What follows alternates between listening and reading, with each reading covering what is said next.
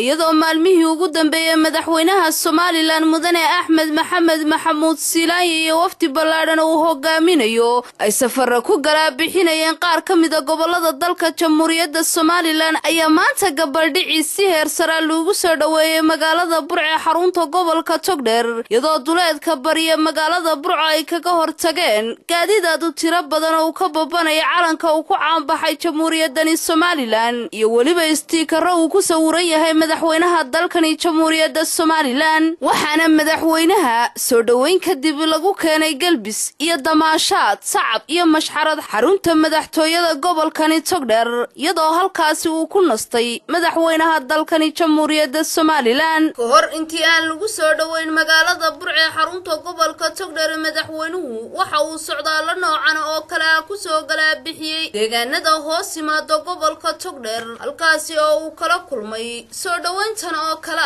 ah waa barwaaqo aadan Maxamed shabakada caalamiga ah Wadweyne News magaalada Burco.